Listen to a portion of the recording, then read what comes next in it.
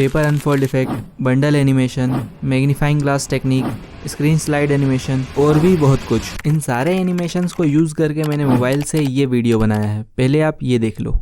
अभी अगर तुम इन क्रिएटर्स की तरह कंटेंट क्रिएटर बन के यूट्यूब से पैसे कमाना चाहते हो तो तुम्हें कुछ बेसिक स्किल्स सीखना बहुत जरूरी है, जैसे स्क्रिप्टिंग, स्टोरी टेलिंग और एडिटिंग। और क्योंकि एडिटिंग वीडियो को एंगेजिंग बनाने में बहुत इंपॉर्टेंट रोल प्ले करता है, तो इस वीडियो में एकदम आसान तरीके से वीडियो एडिटिंग के काफी सारे टेक्निक्स और एनिमेशंस बताने वाला हूँ। इस वीडियो को पूरा देखने के बाद आपके लिए प्रोफेशनल वीडियो एडिटिंग एक खेल बन जाएगा। तो इन सारे एनिमेशंस को एक एक करके बताता हूँ, बस आप वीडियो को ध्यान से देखना। Paper unfold effect. तो बेसिकली पेपर अनफोल्ड इफेक्ट दो टाइप के होते हैं, एक जिसमें एक्चुअल पेपर अनफोल्ड होता है और दूसरा जिसमें कोई सब्जेक्ट अनफोल्ड होता है। दोनों को बनाना बहुत इजी है। शुरुआत करते हैं फर्स्ट से। इसे बनाने के लिए तुम्हें कुछ मटेरियल चाहिए होगा, जो मैं आगे बताता हूँ कहाँ से डाउनलोड करना है। अभी एक ग्रीन स्क्रीन लेकर न्यू प्रोजेक्ट बना लूंगा और इसको हर बार याद से डिलीट कर देना। अब इसमें मटेरियल ऐड करना है। सबसे पहले क्रम्बल पेपर PNG, सेकेंड इसमें मैं यूट्यूब का लोगो अनफोल्ड करने वाला हूँ तो यूट्यूब का logo, and third unfold effect green screen. अगर मटेरियल्स की लेयर ऊपर नीचे हो जाए तो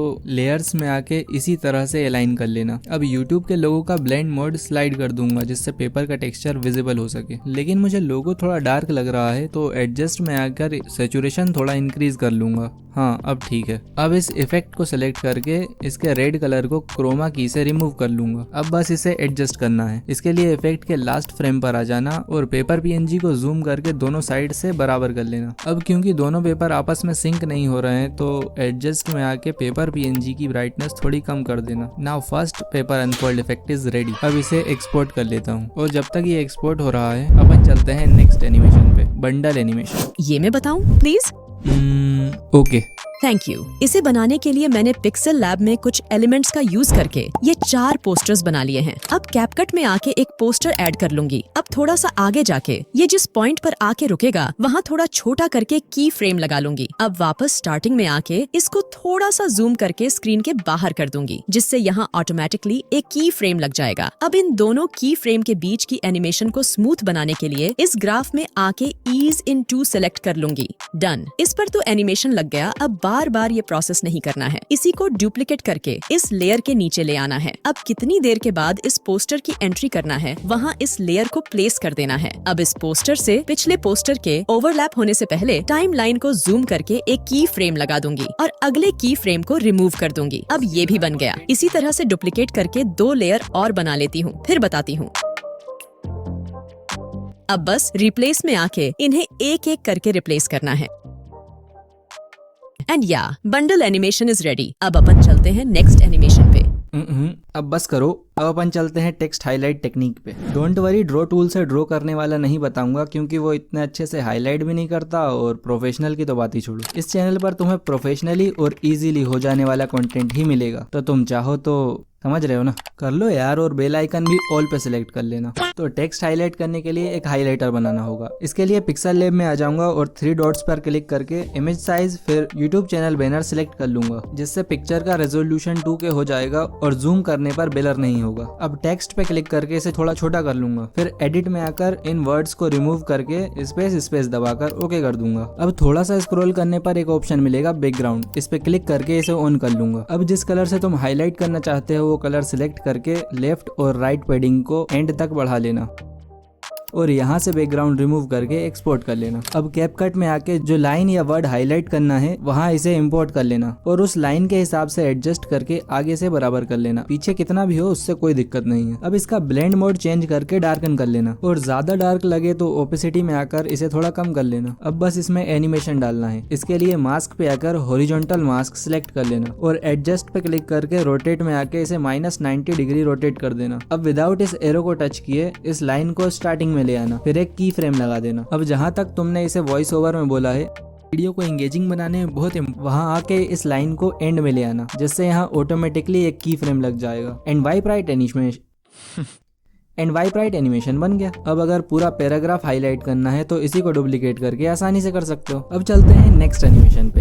स्क्रीन स्लाइड एनिमेशन। इसे तो बनाना बहुत ही आसान है। इसका यूज तुम लाइक, कमेंट, शेयर और सब्सक्राइब या फिर जैसे मैंने यूज किया है ऐसे भी कर सकते हो। अब देख लेते हैं इसको बनाना कैसे है। इसके लिए अपनी किसी वीडियो का स्क्रीनशॉट ले लेना और इसे क्रॉप करके टाइटल वगैरह चेंज कर देना। अब अपनी वीडियो पे आ जाना जहाँ पर तुम ये एनिमेशन बनाना चाहते हो और इस इमेज को इम्पोर्ट कर लेना। अब इसको प्रॉपरली जूम करके नीचे की तरफ स्क्रीन से बाहर कर देना और स्टार्टिंग में इस पे और मेन लेयर दोनों पर एक एक करके की फ्रेम लगा लेना। अब जहाँ पर तुम्हें ये एनिमेशन खत्म करना है वहाँ आके दोनों लेयर पर एक एक की फ्रेम लगा देना। अब जो भी एनिमेशन करना है वो इन दोनों की फ्रेम के बीच में होगा। अब वापस स्टार्टिंग में आकर देखना कहाँ तक तुम्हें स्लाइड अप एनिमेशन चाहिए, वहाँ आके दोनों लेयर पर एक एक की फ्रेम लगा देना। अब इसे ऊपर करना है। इसके लिए इसे डायरेक्ट ड्रैग मत करना, बेसिक टूल में आ जाना और वाई को राइट में स्क्रॉल करना जिससे इमेज की एक्स एक्सेस मूव नहीं होगी और स्लाइड एनिमेशन बेटर बनेगा। अब विदाउट टाइमलाइन को मूव किए मेन लेयर पे क्लिक करना और इसकी भी y की वैल्यू को स्क्रॉल करके वहीं ले आना। अब y एक्सेस के नंबर माइंड में रखना और उस पॉइंट पे आ जाना जहां से तुम स्लाइड डाउन एनिमेशन बनाना चाहते हो। वहां आके दोनों लेयर की y एक्सेस की वैल्यू को वही कर देना। And that's it. अब जो भी एनिमेशन तुम लगाना चाहते हो जैसे लाइक, सब्सक्राइब, तो उसकी एनिमेशन स्क्रीन रिकॉर्डर से रिकॉर्ड करके क्रॉप करके यहाँ लगा देना। मुझे इसमें वीडियो को पूरा देखने का एनिमेशन लगाना है तो पिक्सल लैब से रेड स्ट्रिप बना के ले आया हूँ, उसको यहाँ इंपोर्ट कर लूंगा और मास्क टूल की हेल्प से वाइप राइट एनिमेशन बना लूंगा और हैंड PNG को की फ्रेम की हेल्प से ट्रैक कर लूंगा एंड ये एनिमेशन भी बन गया। अब अपन चलते हैं नेक्स्ट एनिमेशन पे, मैग्नीफाइंग ग्लास टेक्निक। इस एनिमेशन को बनाने के लिए मैंने ये इमेज PNG फॉर्म में बना ली है। तुम किसी वीडियो का भी यूज कर सकते हो, बस तरीका समझ लो कि बनाना कैसे है। बाकी तो तुम अपनी क्रिएटिविटी के हिसाब से कुछ भी बना सकते हो। अब इसमें लेंस PNG ऐड कर लेता हूँ। अब इसका जितना साइज रखना है उतना करके इसमें मैं लेफ्ट साइड से इन एनिमेशन देने वाला हूँ तो स्क्रीन के बाहर करके एक की फ्रेम लगा दूंगा। अब थोड़ा आगे जाके बेसिक टूल का यूज करके पोजीशन पे ले आऊंगा। अब क्योंकि मास्क टूल स्क्रीन के बाहर नहीं जाता है तो जिस फ्रेम पर लेंस PNG स्क्रीन के अंदर आ जाए वहां सर्कल मास्क को एडजस्ट करके एक की फ्रेम लगा देना। अब आगे जहां पर लेंस PNG पर की फ्रेम लगाया था वहां टाइमलाइन जूम करके सेम जगह पर इस लेयर में भी की फ्रेम लगा देना और मास्क के सर्कल को मूव करके लेंस PNG पर ले आना। अब जब मैं बेसिक स्किल्स बोल चुका हूँ, बेसिक स्किल्स वहां आके बिना टाइमलाइन को मूव किए दोनों लेयर पर एक एक की फ्रेम लगा दूंगा और बेसिक टूल की हेल्प से इन दोनों को आगे कर दूंगा। अब प्ले करके देख लूंगा, परफेक्ट। इसी तरह से तुम पूरा एनिमेशन बना सकते हो। बस दो बातों का ध्यान रखना जिससे एनिमेशन परफेक्ट बनेगा। फर्स्ट, दोनों लेयर पे एक साथ की फ्रेम लगाना विदाउट टाइमलाइन को मूव करे और सेकंड, लेंस और मास्क को लेफ्ट राइट अप डाउन करने के लिए बेसिक टूल के एक्स और वाई एक्सिस का यूज करना।